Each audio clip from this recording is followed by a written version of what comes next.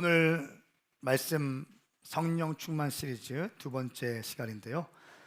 성령과 친밀함이라는 제목으로 하나님 말씀 선포하겠습니다. 한수 카루사라고 하는 이 학자는 이렇게 얘기했어요. 인생은 나와 너의 만남이다. 인생 자체가 만남으로 진행된다는 것입니다. 산다는 것은 만난다는 것입니다. 부모와의 만남이 있고 스승과의 만남이 있고 친구와의 만남이 있습니다. 많은 사람들과의 만남이 있죠. 씨앗은 땅을 잘 만나야 하고 땅은 또 씨앗을 잘 만나야 합니다. 그리하여 만남은 그렇게 참으로 중요합니다. 우리 인생 가운데에서 가장 중요한 것이 무엇일까요? 그것은 바로 만남입니다. 만남에 따라서 여러분의 인생의 질이 달라집니다. 만남. 저는 제 아내를 만났기 때문에 지금 이 모습을 하고 있는 거예요. 제 아내가 저에게 이런저런 모습으로 영향력을 미치고 있죠. 미치고 있어요. 저는 제 아내의 영향력을 받습니다. 저는 제 아내에게 영향력을 끼칩니다. 그 만남은 정말 중요해요. 제가 막 달려가려고 할 때 여보, 한 번 좀 더 기도해 보세요 라고 이야기를 해요. 마지막 때 성도들에게 가장 중요한 게 뭘까? 교회를 잘 만나는 것이 너무 중요합니다. 인생에는 부모님과의 만남은 우리가 결정할 수 없는 것이기 때문에 우리가 어떻게 힘으로 할 수 없습니다만, 배우자와의 만남 정말 중요합니다. 그래서 감정적으로 만나고 감정적으로 성관계 맺고 그냥 홧김에 결혼해버리고 이러면 인생이 막 퍽퍽퍽 꼬이기 시작합니다. 그 꼬인 거 피려고 하면 피눈물을 흘려야 되는 거예요. 만남은 정말 중요한 거예요. 할렐루야. 만남 정말 기도하면서 만나셔야 돼요. 만남에 따라서 인생의 질이 달라진다. 그러니까 신앙생활에서 중요한 것이 무엇인가? 역시 만남이죠.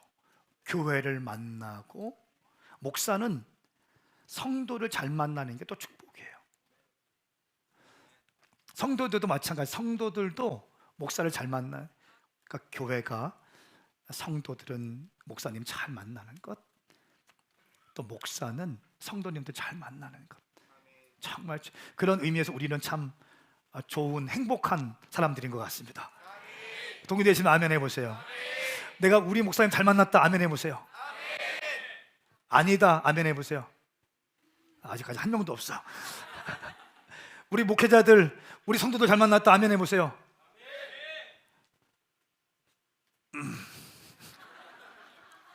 근데 여러분, 참 중요한데요, 그거보다 더 중요한 게 있습니다. 신앙생활에 더 중요한 게 성령님과의 만남이에요.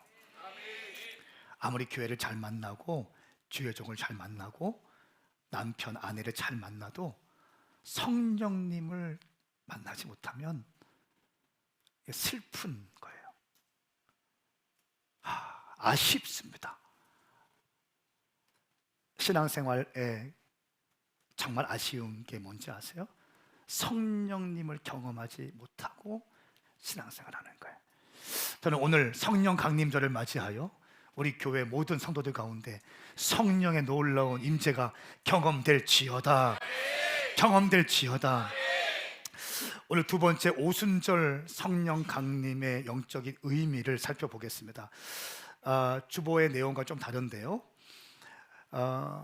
우리 사도행전 2장 1절부터 4절까지의 말씀을 함께 읽도록 하겠습니다. 사도행전 2장 1절부터 4절까지의 말씀을 함께 봉독합니다. 이 말씀은 오늘 오메가를 향한 하나님의 말씀입니다. 시작. 마침내 오순절이 이르렀을 때 그들이 모두 함께 한 곳에 모여 있었습니다. 그때 하늘로부터 갑자기 급하고 강한 바람 같은 소리가 있었고 그들이 앉아 있던 온 집을 가득 채웠습니다. 그리고 마치 불 같은 혀들이 갈라지는 것이 그들에게 나타나 그들 각 사람 위에 임했습니다. 그러자 모두 성령으로 충만함을 받고 성령께서 그들에게 말하게 하심을 따라 그들이 다른 방언으로 말하기 시작했습니다. 아멘. 1절 말씀 보면 마침내 오순절이 이르렀을 때 이렇게 시작합니다. 그러니까 오순절이 이르렀을 때 그들이 기도하고 있었는데 강한 바람 같은 소리가 있었고 불 같은 혀들이 갈라지는 것이 각 사람 위에 임하게 되고 성령으로 충만하게 되었다. 그리고 방언이 터지게 되었다라고 하는 것을 강조하고 있습니다. 그런데 말씀을 보면 오순절이 이르렀을 때라고 하면서 그 시간을 강조하고 있습니다. 절기 모에딤이라고 하는데요, 이 절기는 하나님이 정하신 때, 하나님의 카이로스의 시간을 절기라고 합니다. 오순절은 초실절 이후 50일째가 되는 날입니다. 하나님이 정해놓으신 절기예요. 7가지 절기 가운데 오순절은 굉장히 중요한 시간입니다. 하나님의 시간입니다. 하나님의 시간은 우리가 바꿀 수가 없습니다. 그래서 이 실제로 오순절이 되었을 때 성령께서, 약속하신 성령께서 임하게 되었다라고 성경은 강조하고 있습니다. 약속한 대로 오순절에 성령이 임하셨다. 약속한 대로 그때에 성령이 임하셨다는 것을 강조하고 있습니다. 모세가 시내산에서 율법을 받을 때, 그때는 첫 번째 구약의 오순절입니다. 오순절에 이루어진 일입니다. 이스라엘 백성들의 타락으로 인해서 첫 언약이 깨어졌죠. 시내산에서 모세가 율법을 받았습니다. 그리고 내려가는데 보니까 이스라엘 백성들이 뭘 하고 있습니까? 금송아지를 섬기고 있는 거예요. 모세가 화가 나서 돌판에 율법을 던졌습니다. 깨졌습니다. 또 이스라엘 백성들이, 하나님과 언약을 맺은 이스라엘 백성들이 하나님 말씀대로 살지 않고 하나님을 버리고 이방신들을 섬기게 되었습니다. 그러면서 하나님과의 언약이 깨어지게 되었습니다. 그래서 예레미야 31장 말씀을 보면 내가 옛 언약이 아니라 새 언약을 너에게 주겠다라고 말씀하십니다. 깨어진 옛 언약이 아니라 새 언약을 주시는데, 이 언약을 주실 때는 돌판에다가 새기는 것이 아니라 너희들 심령에다 하나님의 말씀을 새기겠다 말씀하십니다.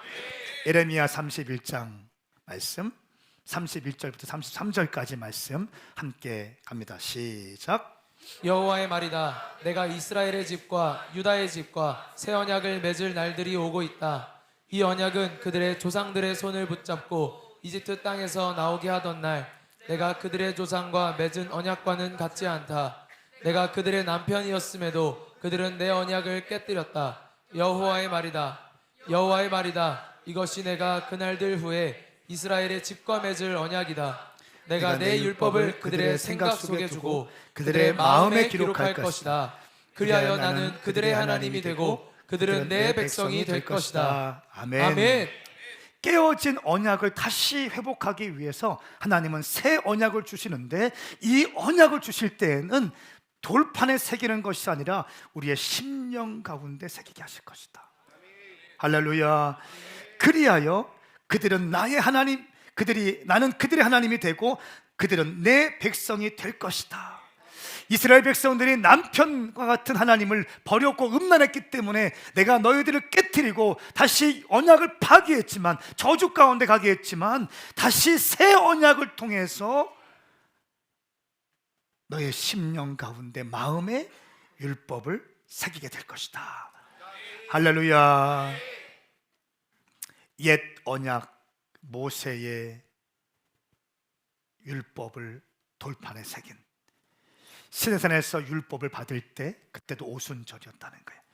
그 율법을 이스라엘 백성들이 지키지 못하기 때문에 저주 가운데 갈 수밖에 없었는데 하나님 은혜 주셔서 새 언약을 주시고, 새 언약은 말씀의 신비에 새길 수 있는 언약이었다 말씀하고 있습니다. 이것이 구약의 오순절입니다. 자, 이 구약의 오순절이 이제 신약의 오순절로 넘어오면서 120명의 제자들이 약속의 말씀을 붙들고 기도했을 때 오순절이 이름에 성령님이 강림하기 시작합니다. 할렐루야. 두 번째 오순절, 신약의 오순절이 시작되어집니다. 이 신약의 오순절 때 성령이 임하셨기 때문에 성령님은 말씀을 깨닫게 하시고 백성들로 하여금 말씀을 지킬 수 있는 힘을 주십니다. 할렐루야. 성령님은 말씀을 깨닫게 하십니다. 지혜와 계시의 영을 통하여 말씀을 알게 한다는 거예요. 이전에는 율법의 행위가 무슨 말인지 모르고 순종했다면 이제는 새로운 계시와 지혜가 임해서 하나님의 말씀이 깨달아지기 시작하는 거예요. 믿어지기 시작하는 것입니다. 말씀이 열리기 시작하는 것입니다. 닫혔던 말씀이 열리기 시작하는 거예요. 마지막 때에 대한 계시가 열리기 시작하는 거예요. 이 계시를 열린 사람들이 곡을 쓰기 시작하는데, 옛날에는 어떤 곡을 썼습니까? 손을 높이 들고 주를 찬양, 모든 만물들이 주를 찬양하라, 할렐루야, 주를 찬양. 멋진 오빠랑 한번 하는 게 소원이었어. 예쁜 언니랑 한번 이렇게 하는 게 소원이었어. 나쁜 건 아니지만 조금 마지막 때가 열리고 하나님의 왕권과 하나님의 통치권을 계시받고 하나님의 말씀이 10년 가운데 새겨진 하나님의 예배자들을 통해서 새로운 노래들이 열려지게 되는 거예요. 할렐루야. 새로운 곡들이 쓰기 시작하는 거예요. 선교에 대한 곡들이 나오는 이유가 뭔지 아십니까? 선교에 대한 말씀이 계시적으로 임했기 때문에 새로운 곡들이 쓰여지게 되는 것입니다. 할렐루야. 찬양도 바뀌기 시작하는 거예요. 말씀이 열리기 시작하는 거예요. 성령님이 우리에게 하시는 일, 첫 번째, 말씀을 깨닫게 하시고 말씀을 지킬 수 있는 힘을 주신다. 두 번째, 성령님은 사도행전 오순절, 신약의 오순절 강림 사건을 통해서 우리에게 주시는 것은 뭡니까?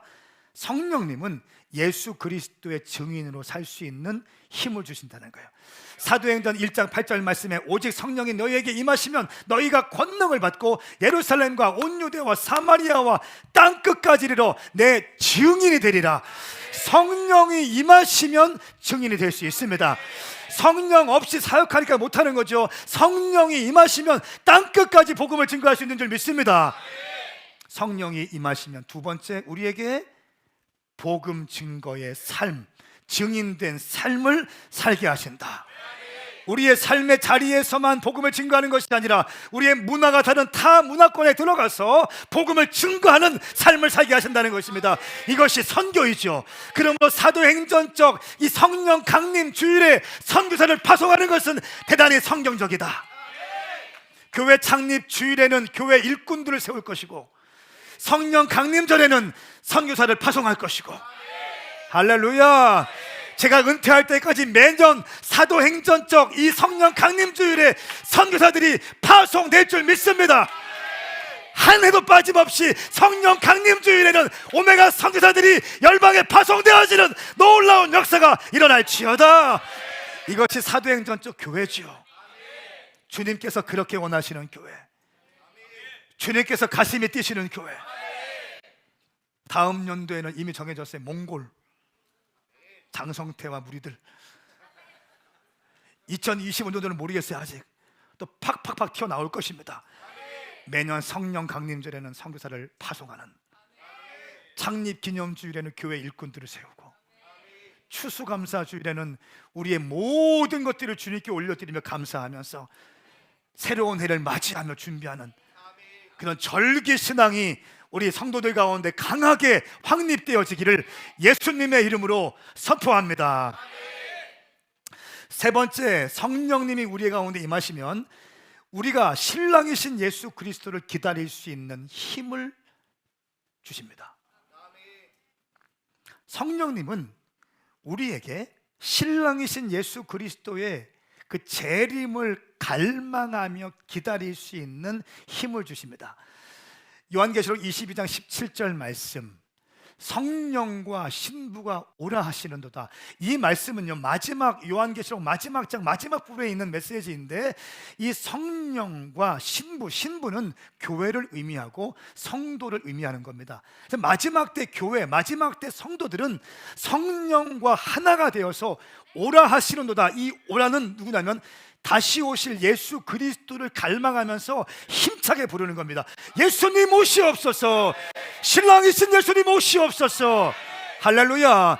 이 말은 무슨 말인가 하면, 마지막 때 교회, 마지막 때 성도는 성령 충만해서 성령님과 하나가 되어서 다시 오실 예수 그리스도를 갈망하는 교회, 갈망하는 성도의 정체성을 의미하는 줄 믿습니다. 깨어있는 교회가 될지어다, 깨어있는 성도가 될지어다. 근데 이것은 어떻게 우리가 재림신앙을 가질 수 있습니까? 성령님과 함께 할 때 우리는 지치지 않고 끝까지 신랑이신 예수님을 기다릴 수 있다는 것입니다. 첫 번째 정리합니다. 말씀을 깨닫게 하시고 말씀 순종할 수 있는 힘을 주신다. 두 번째, 복음의 증인된 삶을 살게 하신다.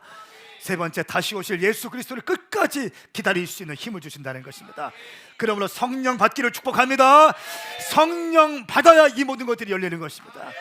성령이 임하야 이 모든 것이 시작되는 줄 믿습니다.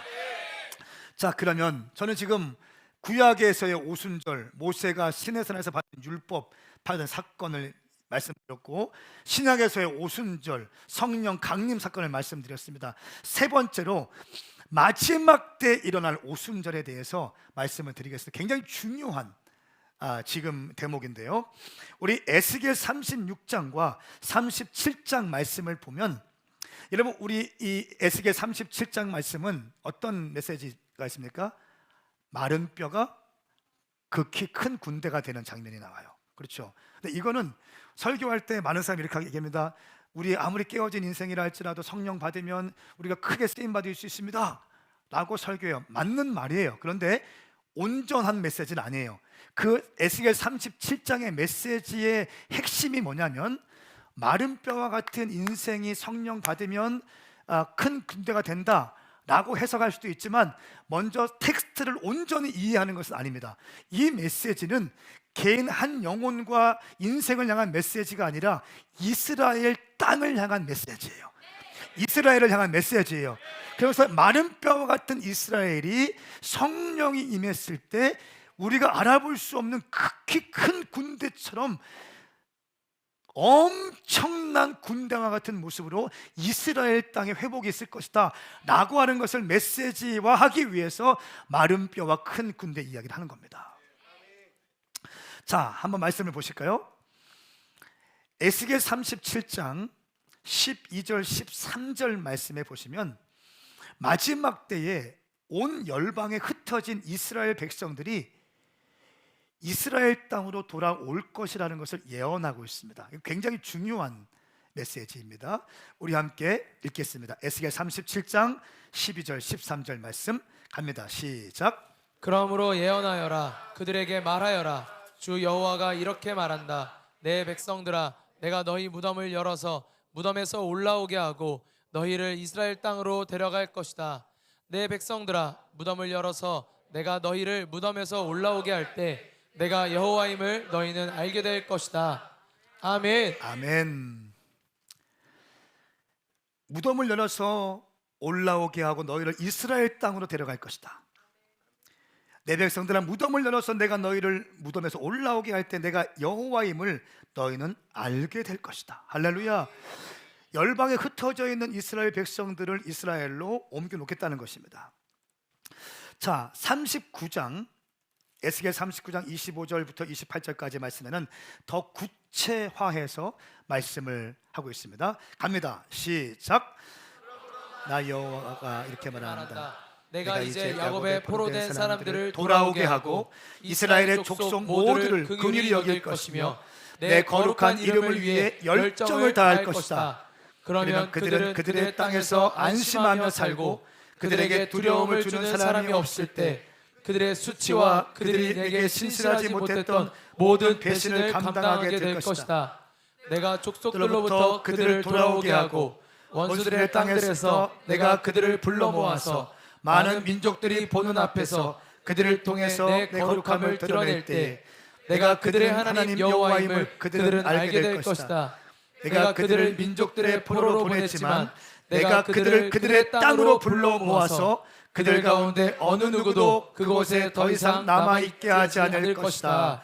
아멘. 아멘.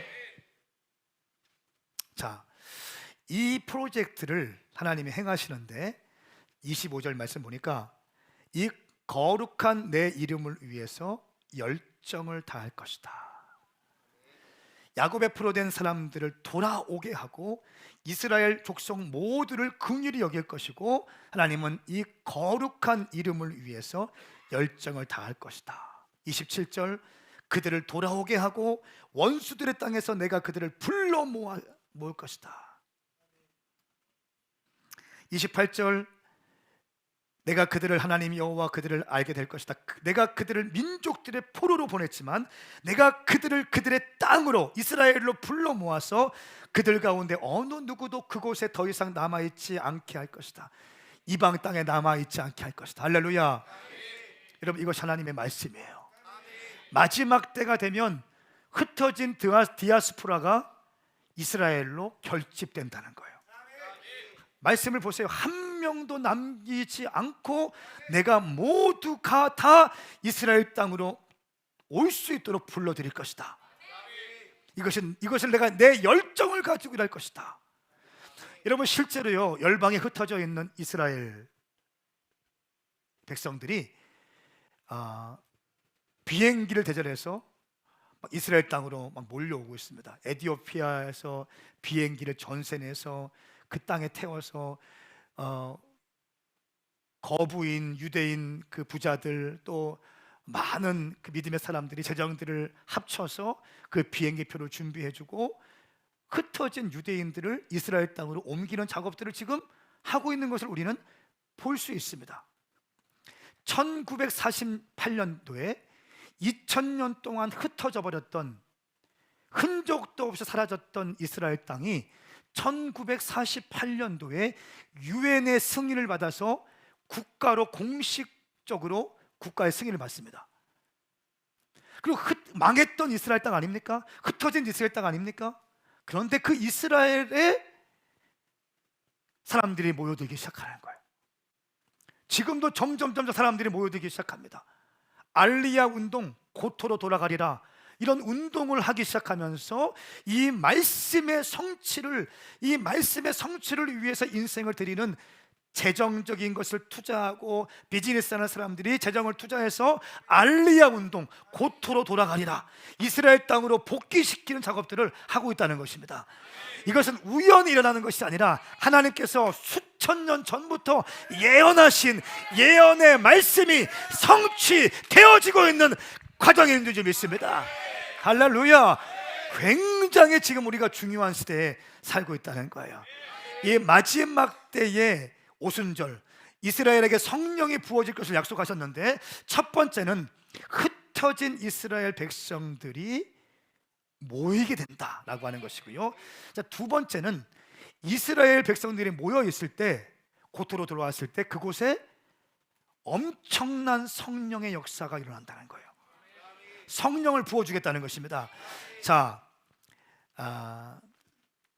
에스겔 37장 14절 말씀 13절 말씀에 계속 그 말씀들이 이어지죠. 고토로 돌아오리라. 그리고 14절 말씀 내가 너희 안에 내 영을 줄 것이다. 다 불러 모은 다음에 내 영을 줄 것이다. 너희가 살아날 것이다. 너희를 너희 땅에서 살게 할 것이다. 그러면 내가 여호와임을 너희는 알게 될 것이다. 내가 말했으니 내가 실천할 것이다. 하나님은 실현하시는 분이 아니십니다.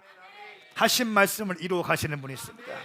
이스라엘 백성들이 점점 흩어진 디아스포라가 모여들고 있고요. 그리고 이스라엘 백성들이 모였을 때 성경은 말씀하고 있습니다. 단 한 명도 남기지 않고 다 불러 모을 것이다. 어떤 방식으로 모을지는 모르겠습니다. 그러나 성경의 말씀을 저는 신뢰해요.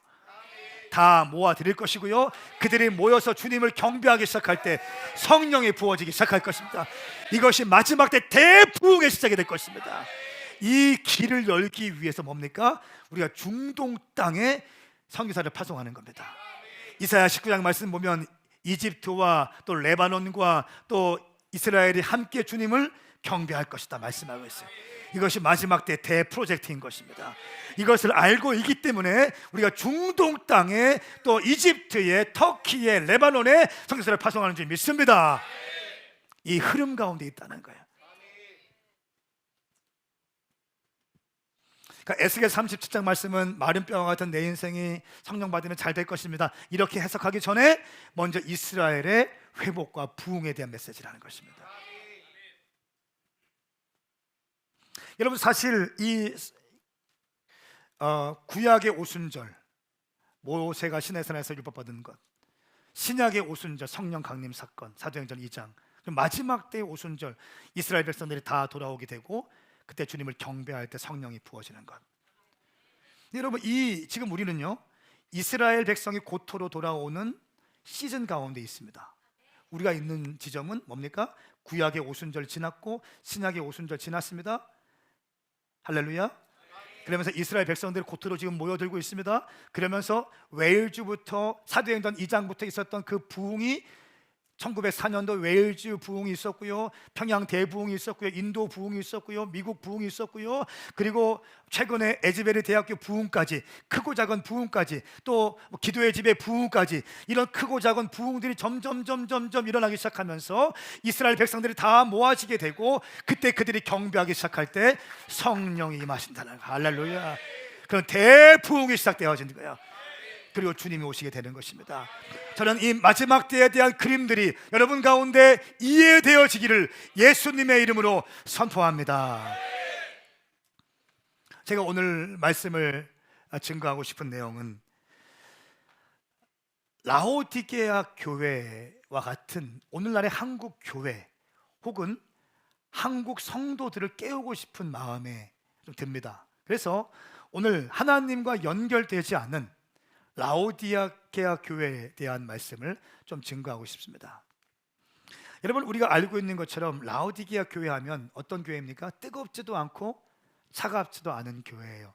요한계시록 3장 15절 16절 말씀 함께 읽겠습니다. 시작. 나는 내 행위들을 알고 있는데 너는 차지도 않고 뜨겁지도 않다. 나는 내가 차든지 뜨겁든지 하기를 바란다. 내가 이렇게 미지근해 차지도 않고 뜨겁지도 않으니 내가 너를 내 입에서 뱉어낼 것이다. 아멘. 아멘. 그러니까 라오디게아 교회는 뜨겁지도 않고 차갑지도 않다. 뜨겁지도 않고 차갑지도 않다. 그리고 예수님은 제발 좀 뜨겁든지 차든지 해라. 그렇지 않으면 계속 그 상태 유지하면 토해버릴 거다. 아주 심플하게 말씀하고 있습니다. 이 라오디게아 특징이 있는데요, 라오디게아는 라오스라고 하는 백성이라는 뜻과 또 디카오라고 하는 통치하다 라고 하는 뜻의 합성어입니다. 백성의 통치하다라고 하는 뜻입니다. 이 라오디게아 교회는요, 소아시아 7교회 가운데 예수님께 단 한 번도 칭찬받지 못한 교회예요. 심지어 사대교회에도 칭찬받는 부분이 있거든요. 근데 라오디게아 교회는 칭찬받지 못합니다. 이 교회의 특징이 있는데, 동양과 서양을 잇는 라오디게아는 물자와 사람들의 왕래가 많은 거점이었습니다. 또 무역과 교통의 중심지가 되면서 자연스럽게 부유한 도시가 되었습니다. 또 이 라오디게아에서 생산하는 흑색 양모는 다른 도시의 어떤 제품보다 아주 퀄리티가 좋아서 아주 비싼 가격에 판매가 되었다고 합니다. 또 라오디게아에서 유명한 것이 뭐냐면 안약이었어요. 안약. 그래서 이 당시에 풍토병 가운데 하나인 눈병이 많이 있었는데, 이 라오디게아에서 나온 안약을 바르면 많은 사람들이 치유가 됐다고 합니다. 그래서 라오디게아는 안약을 통해서 부유한 도시가 되었다고 그래요. 심지어 AD 60년에 이 아시아 전역에 지진이 났을 때 로마에서 각 교회들마다 도시마다 지원금을 보냈거든요. 그런데 이 라오디게아 교회는 우리는 필요 없습니다. 됐습니다. 로마의 지원을 거부할 정도로 재정적으로 아주 충분한 능력이 있는 그런 도시가 바로 라오디게아 도시였습니다. 로마의 역사가 타키투스는 이렇게 라오디게아를 평가합니다. 지상에서 가장 부유한 도시다라고 기록합니다. 로마 제국의 지원을 받지 않았기 때문에 자연히 로마 황제 숭배 사상은 약화될 수밖에 없었습니다. 그런데 그에 반해서 자연적 우상 숭배나 종교적 타락들은 아주 많이 있는 우상의 도시가 또 라오디게아 도시였습니다. 이 라오디게아 지역은 부유하고 풍요로운 도시였는데 한 가지 핸디캡이 있었는데 뭐냐면 물이 부족했습니다. 물이 부족해서 다른 곳에서 물을 끌어와야 했습니다. 이 라오디게아 북쪽에 있는 10km 떨어진 히에라폴리스에는 뜨거운 온천수를 돌 파이프를 연결해서 10km 뜨거운 온천수를 이렇게 라오디게아 쪽으로 만들어 놓은 수로를 만들어 놨습니다. 그래서 물이 오게 합니다. 또 골로새 지역에서 있는 아주 16km 떨어진 골로새에서는 만년설이 녹아 흐르는 차가운 물을 끌어왔습니다. 근데 문제는 뭐냐면 10km, 16km 떨어진 곳에서 물이 오기 때문에 뜨거운 물은 오면서 식게 되고요, 차가운 물도 오면서 식어지게 된다는 거예요. 그러면서 물이 미지근한 물이 되게 된다는 것입니다. 근데 이 물이 미지근해지면서 뜨겁고 차가운 물에 녹아있던 석회 성분이 침전물을 만들어내면서 희뿌연 석회수가 되었다고 합니다. 그래서 이 물, 뜨뜻미지근한 물에 몸을 씻으면 치료가 되는 게 아니라 오히려 몸에 질병이 생기고 또 눈병이 생겼다고 합니다. 또 마시게 되면 구토가 나오고 복통을 유발했다고 합니다. 그래서 이 미지근한 물로는 씻을 수도 없고 마실 수가 없는 상태의 물이 되었다고 합니다. 자, 이 예수님은 이 라오디게아의 신앙을, 라오디게아 뜨거운 물과 차가운 물을 받아서 사용하려고 했던 이 뜨뜻미지근한 이 물, 아무 쓸데없는 이 물을 빗대어서 말씀하시면서 차갑든지 뜨겁든지 해라. 그리하면 너희들이 마시지 못하는 이 뜨뜻미지근한 물처럼 내가 너희를 입에서 토해내버리겠다 라고 말씀하시는 겁니다. 아무런 쓸모가 없는 신앙을 꾸짖는 말씀입니다. 이 라오디게아 교회에 대해서 예수님이 5가지 처방을 하십니다. 첫 번째는 너는 영적 상태를 진단하시는데요, 너는 차지도 않고 뜨겁지도 않다. 그래서 너는 차든지 뜨겁든지 하라 말씀하십니다. 로마서 12장 10절 11절 말씀 한 절 함께 읽어볼까요? 시작. 열심을 내 일하고 성령으로 뜨거워진 마음으로 주를 섬기십시오. 아멘. 아멘. 여러분, 주를 섬길 때는요, 성령 받아서 뜨거워진 마음으로 섬겨야 되는 거예요.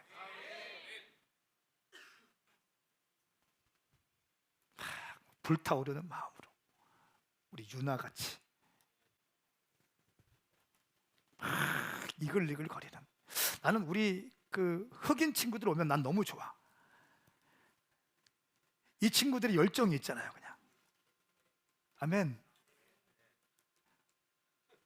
지지의 열정이 있잖아요.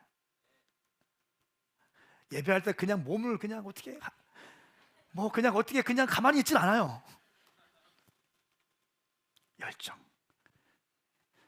여러분, 성령 받은 자들 열정 있습니다. 당신의 열정이 식어진 이유는 성령이 소멸되고 있기 때문에요.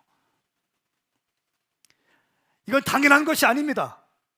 이거는 비극적인 것입니다. 예수를 믿고 있는데 열정이 식어졌다? 비극이에요. 예수를 믿고 있는데 가슴이 뛰지 않는다? 슬픈 겁니다. 슬픈 거예요. 슬픈 거예요. 주님 말씀하십니다. 차든지 뜨겁든지 하라. 성령으로 뜨거워진 마음으로 주를 섬기라. 뜨거워진 마음이 회복될지어다. 성령으로 뜨거워진 마음이 회복될지어다.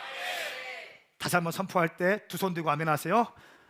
성령으로 뜨거워져서 열정적으로 주를 섬기기를 예수님의 이름으로 선포합니다. 선포합니다. 선포합니다. 성령으로 뜨거워지셔야 됩니다. 이것이 주님이 원하시는 거예요. 당신이 원하는 것이 아니라 주님이 원하시는 것은 당신이 성령 받고 뜨거워지는 것이에요. 신앙생활 폼 잡지 마세요. 폼 잡지 마세요. 그냥 한 방에 나가잖아. 우리 알고 있잖아. 내가 빈 껍데기인 거 알고 있잖아요. 폼 잡고 있지만 아무것도 아닌 거 알고 있잖아. 한두 번 속습니까? 성령 받아야 됩니다. 아멘인가요? 두 번째 진단하세요. 너는 영적으로 교만하다. 나는 부자다. 풍족해서 부족한 것이 하나도 없다. 요한계시록 3장 17절 말씀 갑니다. 시작. 내가 말하기를 나는 부자라 풍족해 부족한 것이 하나도 없다 하나 너는 자신이 비참하고 불쌍하고 가난하고 눈멀고 벌거벗은 사람임을 알지 못한다. 아멘. 영적 교만이 하늘을 찔러요. 어떻게 합니까? 나는 부자라 풍족해서 부족한 것이 하나도 없다. 이런 사람들은 뒤에 나오는데 불쌍한 인생이다 이렇게 정리해요. 가엾다. 자, 이렇게 말합니다. 너는 네가 부자라 풍족해 부족한 것이 하나도 없다라고 하지만 너는 자신이 비참하고 불쌍하고 가난하고 눈멀고 벌거벗은 사람을 알지 못한다.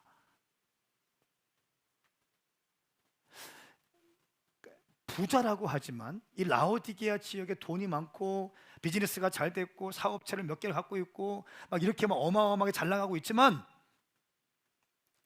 주님의 눈으로 볼 때는 뭡니까? 제일 불쌍한 인생. 저 인간 어떻게 하다 저렇게 됐지? 저거 왜 저렇게 폼잡고 있어? 저거 가엾다. 저럴 때가 아닌데 이렇게 보신다는 거예요. 영적 교만, 실존을 모르고 영적 교만한 상태 가운데 있다는 거예요. 여러분, 저희가 금요일에 그 연어로만 신효철 장로님 간증을 들었잖아요. 어떤 생각이 드십니까? 너무 좋았죠? 저는 거기서 겸손함을 봤어요. 자기 비즈니스 자랑 안 하더라고. 그러니까 지금 어마어마한 재정을 주님이 축복해 주셨거든요. 근데 그런 거 자랑을 의도적으로 안 하더라고요. 그리고 자기 약한 점을 자꾸 얘기하더라고요. 나는 대학교도 못 나왔습니다. 우리 누나는 끓는 물에 떨어져서 그래서 죽었습니다.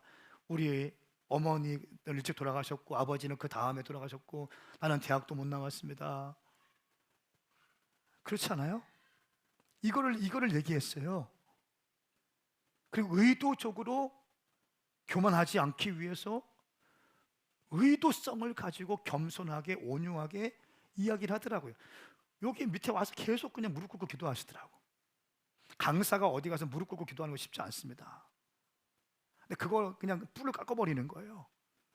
그리고 올라올 때도 신발을 벗고 올라오더라고. 이게 뭐예요? 자기를 비우겠다는 거 아니에요? 주님만 의지하겠다는 거잖아요. 나는 주님 아무것도 아닙니다. 주님 손에 붙들리기 원합니다. 이런 고백 아닌가요? 철저하게 겸손하게 하려고 애쓰는 모습들. 부자이지만 사업차를 프랜차이즈 몇 개를 갖고 있지만 그 돈에 눌려서 돈의 노예가 돼서 살아가는 것이 아니라 교만한 것이 아니라 하나님의 말씀에 매료돼서 내 한 번뿐인 인생을 주님께 드리기로 하는 사람. 나는 우리 교회가 그런 교회가 되었으면 좋겠습니다. 자, 그럼 다시 라오디게의 교회로 넘어가서 이 교회는 너희는 부자다, 내가 뭐 아무것도 필요한 것이 없다라고 얘기하지만 사실은 너희들은 어떻게 말합니까? 비참하고 불쌍하고 가난하고 눈멀고 벌거벗은 사람임을 알지 못한다. 영적 실존이라는 거예요. 너의 영적 실존은 비참하다는 거예요. 저는 우리 교회 성도들 가운데 단 한 명도 이런 평가를 받지 않기를 예수님의 이름으로 축복합니다. 돈 좀 있다고 건방 떨지 마세요. 많이 배웠다고 건방 떨지 마세요. 모든 것을 갖고 있다고 건방 떨지 마십시오. 겸손하게 주님을 섬기시기를 예수님의 이름으로 선포합니다. 주님 만나셔야 돼요.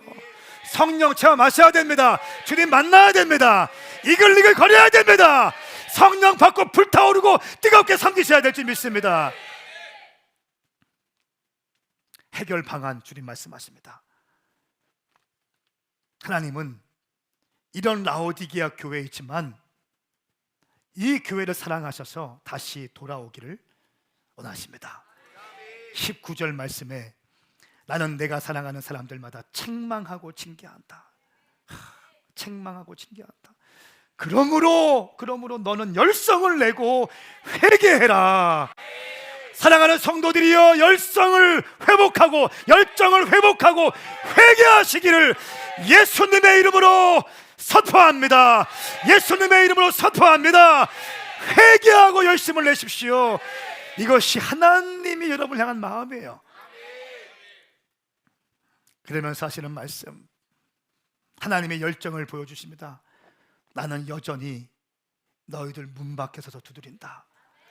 20절 말씀 보라, 내가 문 밖에 서서 두드리노니 누구든지 내 음성을 듣고 문을 열면 내가 들어가서 그와 함께 먹고 나는 그와 함께 먹을 것이다.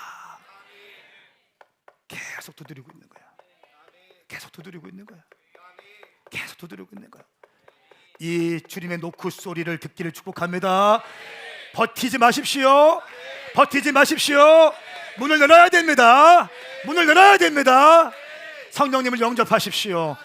성령님을 환영하십시오. 초청하십시오.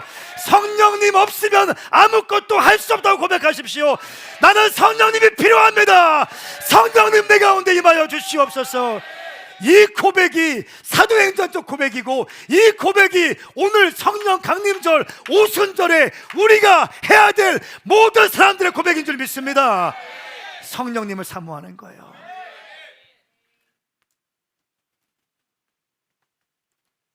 제가 어제 요즘에 청년들과 식사할 수 있는 시간이 저한테 많이 좀 줄어들기 시작했어요. 그래서 어제 예배팀이랑 좀 식사하고 싶은 마음이 있어서 예배팀 전사님한테, 예배팀 좀 늦은 시간이었어요. 한 8시쯤 됐을 때 밥 안 먹은 사람들 좀 모아봐라. 내가 좋아하는 무쇠김치 삼겹살집 가고 싶다. 그러니까 4명이 모였더라고요. 4명이. 그래서 같이 갔어요. 근데 한 형제의 간증이 제 마음을 막 울렸습니다. 그러니까 막 얘가 긴장하면서 하는 거예요. 긴장. 목사님, 제가 부모님한테도 말씀 안 드렸고 지금 처음 목사님한테 말씀드리는데, 어제 금요일에 신장로님이 찬양을 하고 설교 간증을 끝나고 찬양한 다음에 나는 이제 가야지 했는데, 그때부터 성령님이 자기한테 막 임하시더래요. 그러니까 이 친구가 늘 중간에 기도 시간 중간에 집에 가고 사라지고 이런 스타일이거든요. 좀 늦게 오고 그런 친구예요. 예배팀은 하지만 드러머거든요. 그리고 약간 아줌마 스피릿이 있어서 머리가 길어. 그리고 펌을 했어. 제가 이거는 우리 예찬이에게 허락을 받고 얘기하는 거예요. 간증 소개하겠다. 근데 그 얘기를 덤덤하게 하는 거야. 이 친구의 꿈은 뭐였냐? 이 친구는 뭐냐면 평상시에 나는 신앙생활보다 게임 생활에 승리하리라. 자기의 고백이에요. 나는 신앙생활보다 게임 생활에 집중하리라. 게임의 랭커에 위치하고 막 그랬다는 거예요. 밤새워 게임하면 막 이렇게 영이 활성화되는 것 같고, 근데 애가 요즘에 새벽을 깨우기 시작하더라고. 그럴 리가 없는데 이상하다 싶었거든. 새벽을 깨우더니 최근에 있었던 것들을 간증을 하기 시작하는 거예요. 간증을 제가 좀 들려드리겠습니다. 그래서 제가 집에 가서 야, 너 녹음해서 나한테 보내. 이거 내가 감동하면 쓸게. 허락받고 하는 겁니다. 그런데 이제 하나님을 경외하는 모습을 보면서 저런 분도 계시구나라는 생각이 들었습니다. 그리고 두 번째 기도가 시작됐을 때 드디어 이제 집에 가는구나. 진짜 기도 시작됐구나. 그런데 저는 갑자기 몸이 움직여지지 않았습니다. 갑자기 발이 굳은 것처럼 제 몸을 컨트롤할 수 없었습니다. 저는 맨 뒷자리에 앉아서 왼발만 떼면은 교회를 나설 수 있었음에도 불구하고 집으로 갈 수 없었습니다. 뭔가 강하게, 그러니까 무거운 건 아니었는데 강하게 막지 못하게 한다는 것을 느껴졌고, 다리 자체가 움직여지지 않고 똑바로 선 상태에서 발이 떼지지 않았고 다리가 움직여지지 않았습니다. 그 상황에서 저도 모르게 양팔이 올라가고, 양팔이 올라가니까 제 마음속에서 왜 이러지? 내가 왜 이러지? 나는 집에 가야 되는데 내가 왜 이러지? 하면서 갑자기 나는 게임해야 되는데. 나왔습니다. 저는 뭐 상황이 억울해서라던가 아니면은 뭐 어떤 감동적인 생각이 있었다던가 이런 것 없이 그냥 눈물과 콧물이 쏟아져 나왔습니다. 그러면서 나 왜 이러는 겁니까? 나 왜 이러는 거죠? 이렇게 기도를 하고 있었습니다. 그렇게 기도를 하다가 엄마도 부르기도 하고 보통은 주여 부르잖아요. 라는 말도 하고, 그러다가 하나님 살려달라는 말도 하고, 그러다가 30분 정도 지났는데 사실 시간은 확인할 수 없었지만 되게 오랜 시간이 지난 것 같았습니다. 그때 불현듯 성령님이라는 사실을 깨닫게 되고 성령님을 부르게 되었습니다. 성령님을 부르니까 한 주간의 삶이 스쳐 지나갔습니다.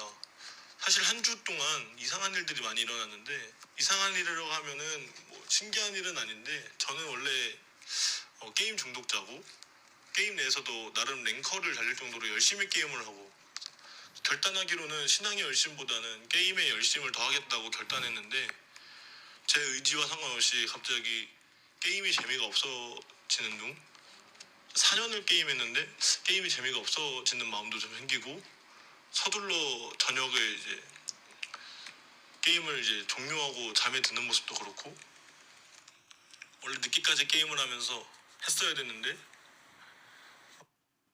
여기까지 보겠습니다. 우리 한번 우리 고혜찬, 제가 어제 저한테 간증하는데 머리를 넘기면서 막 덤덤하게 얘기했는데 얼마나 은혜가 되는지, 우리 예찬이가 끝까지 돌파할 수 있도록 우리 격려의 박수 한번 하십시오.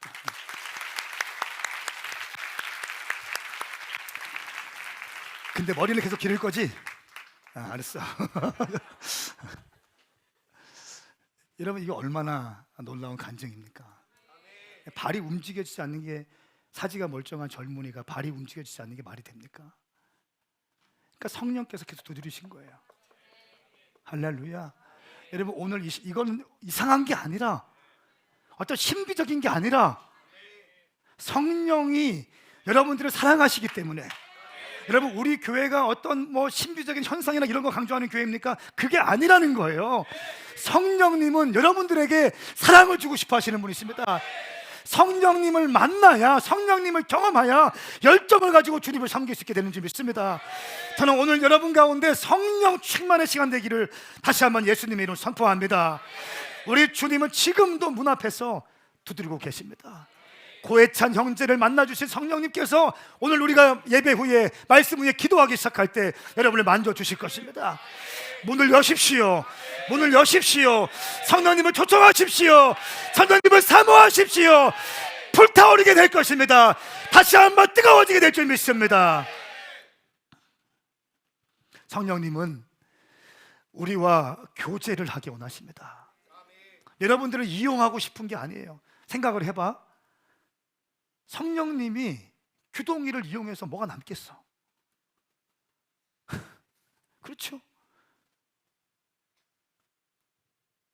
성령님이 유진이를 이용해서 뭐가 남겠어? 생각을 해보자는 거예요. 아니, 그거 아니라는 거예요. 그냥 교제하고 싶다는 거예요. 그 뜨거운 사랑을 다시 한번 회복하고 싶다는 거예요. 성령님은 사랑의 주님이세요.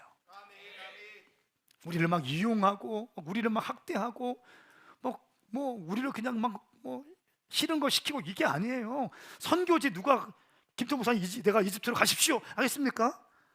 이스라엘에 대한 마음, 중동에 대한 마음이 있으니까 이집트로 가시는 거예요. 할렐루야. 인도 땅에 마찬가지예요. 인도 땅에 대한 갈망이 부어지니까 그 땅을 사랑하게 되는 거예요. 그 땅에 가게 되는 거예요.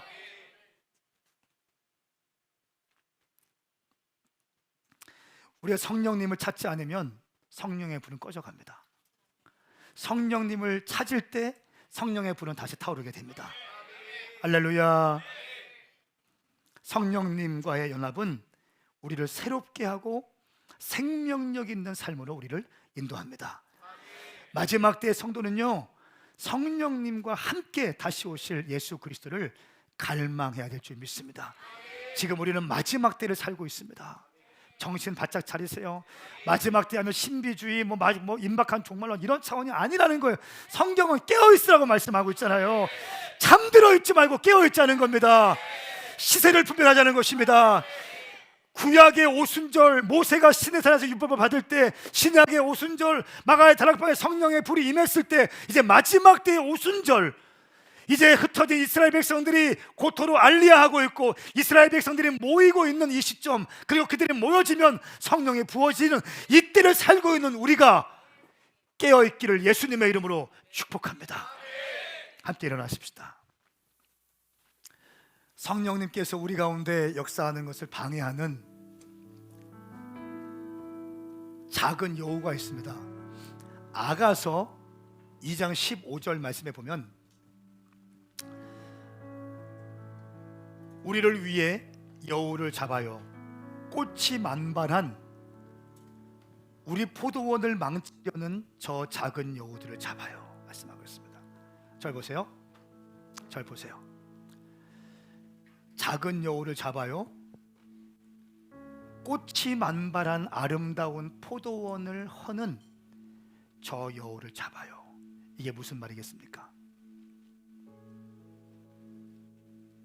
예수 그리스도의 십자가의 사랑으로 이미 구원의 감격을 누리고 있고 하나님의 자녀가 된 여러분, 여러분의 모든 죄를 죄 없다 하시고 자녀로 삼아주신 죄 없음 쾅쾅쾅 무죄 쾅쾅쾅 찍어서 하나님의 자녀로 받아들인 여러분, 그런데 그 아름다운 하나님의 독생자의 아들을 십자가에 대신 죽여주심으로 모든 인류가 구원받을 수 있는 합법적인 통로를 만들어 놓으셨는데, 그리고 예수를 만나고 십자가를 바라볼 때에 우리의 심령은 뜨거워지고 불타오르게 되고 주님에 대한 사랑으로 눈물이 흘렀던 아름다운 꽃밭이 되었던 그 포도원, 십자가만 생각해도 눈물이 흐르고 교회 와서 의자에만 앉아도 눈물이 흘렀던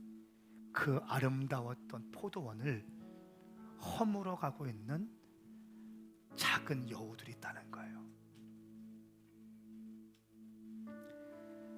세상에서 주입시켜주는 잘못된 메시지의 작은 여우, 내 혼의 모든 부분들을 혼의 반발을 끊어내지 못해서 그냥 끌어안고 살고 있는 작은 여우, 가정의 내 삶의 문제들, 지나간 과거에 순간순간 내 삶에 내가 나도 모르게 일어났던 그 모든 아픔과 상처들이 왜곡이 되어서 내 인생을 망가뜨리고 하나님의 아름다운 자녀로서 살지 못하게 하고 평생 피해 입은 자로만 살게 하는 작은 여우를 오늘 이 시간에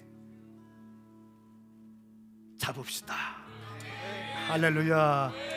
그렇게 하실 분 손 들어보세요. 아멘. 오늘 성령님은 그걸 잡기 원하시는 거예요.